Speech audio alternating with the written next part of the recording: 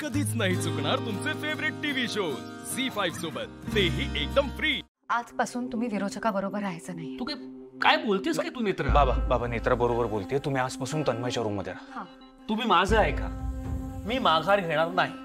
पण माघार घेण्याचा प्रश्नच नाहीये शेखर, प्रश्न आहे घरातल्या प्रत्येकाच्या सुरक्षेचा आणि विरोचकाला ह्यापुढे कुठलीही संधी मिळणार नाही ह्याचा। ह्यावर आपलं आधीही बोलणं झालंय।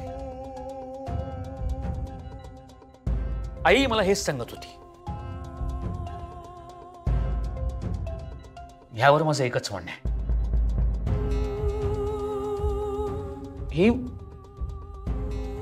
ही माझ्या कुकर्मांची फळं आहेत, मला भोगावीच लागतील। मी रुपालीच्या प्रेमात पडलो, तिला या घरात घेऊन आलो कायमची। मला माझं प्रायश्चित्त भोगू दे।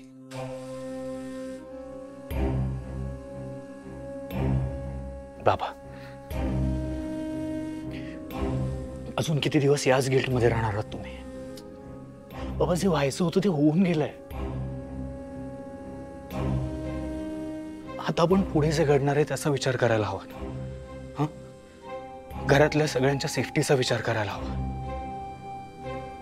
बाबा ऑलरेडी आपण या सगळ्यात आजीला गमावून बसलो। मी रुपालीला घाबरत नाही, घाबरणार नाही। हो, पण आता शक्यता अशी आहे की जसं नेत्रा म्हणाली, रुपाली घरातल्या इतर कुणाचाही कधीही ताबा मिळवू शकते। मग काय करायचं? मी एक सांगू, मी रुपाली बरोबर राहिलो काय किंवा कोणाबरोबरही राहिलो काय, रुपाली तिला जे करायचंय ते ती करणारच। बाबा प्लीज एकदा माझं ऐका।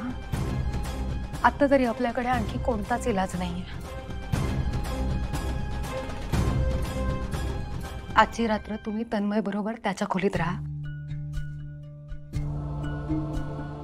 आणि उद्या सकाळीच तुम्ही तन्मय, तेजस भाऊजी आणि फाल्गुनी ताईंना घेऊन तळेगावच्या घरी जा। काय?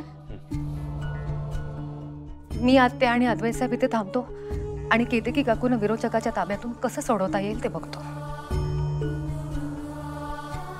तू काय बोलतेस नेत्रा? तुम्हा तिघांना अडचणीत सोडून मी निघून जाऊ बाहेर? बाबा काहीच दिवसांचा प्रश्न आहे आणि तुम्ही आमची काळजी नका करू। प्लीज ऐका माझं, तुम्ही जा इथून।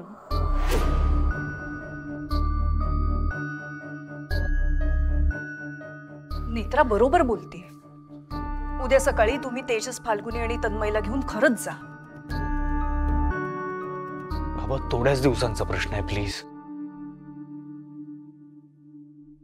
प्लीज।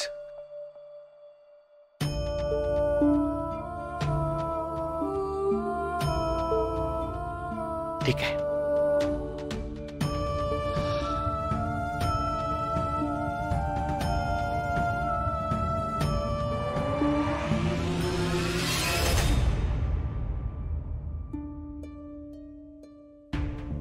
इतर काकूला काय झालंय नक्की?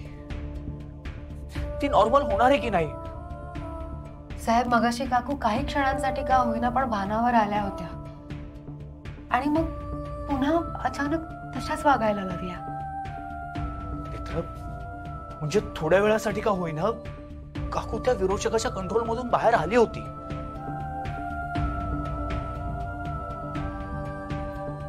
हो बरोबर आहे, पण मग त्या काहीच क्षणांसाठी भानावर आल्या होत्या।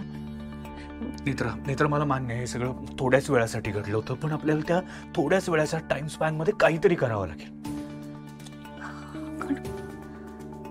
काय करायचं तेच तर कळत नाहीये। इंद्राणी आत्यांकडे काही सोल्युशन नाहीये का यावर?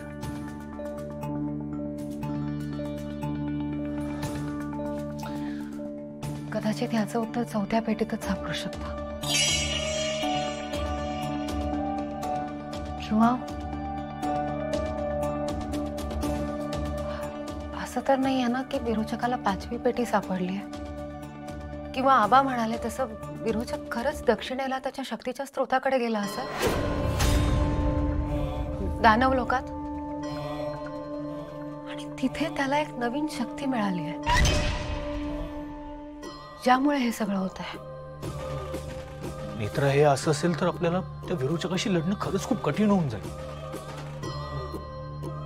कठीण आहे पण अशक्य नाही.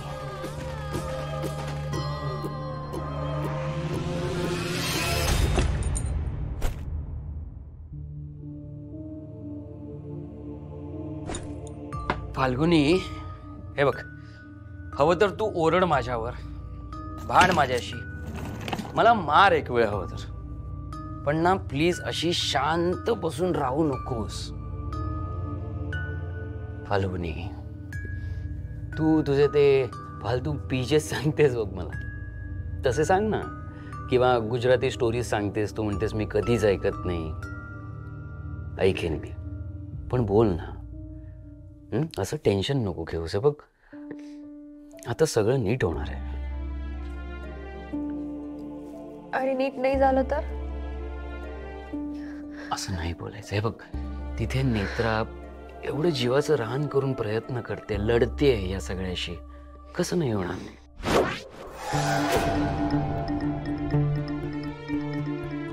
तेजस, मला नेत्रावर ट्रस्ट आहे, नो डाऊट ऑन दॅट.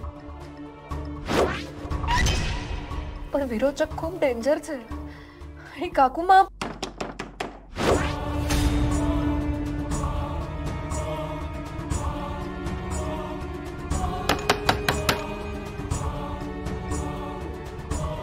कोण आहे?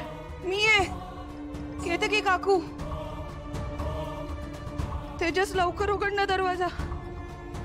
विरोचक माझ्या मागावर आहे. तेजस, फाल्गुनी.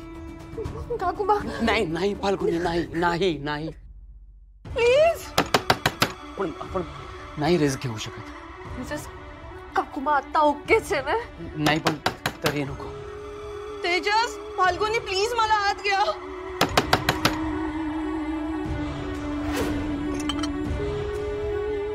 तेजस, मगाशी तू बघितलं होतं ना हॉलमध्ये, थोडा वेळामध्ये तो ओके झाला होता. तो तर मला जायचं. त्यानंतर काय झालं ते तू पाहिलं नाहीस का? तेजस, फाल्गुनी प्लीज मला वाचवा. प्लीज दरवाजा उघड मला. फाल्गुनी नाही, हे बघ प्लीज मला नाही. फाल्गुनी प्लीज मला आत घे ना. थांब जरा, काहीतरी दरवाजा तरी करू दे ऍटलीस्ट. फाल्गुनी थांब. मी नेत्राला फोन करतो. फाल्गुनी थांब, दार उघडू नकोस. फाल्गुनी, माझा जीव जाईल गो. प्लीज मला आत घ्या. विरोचक मला मारेल. फाल्गुनी,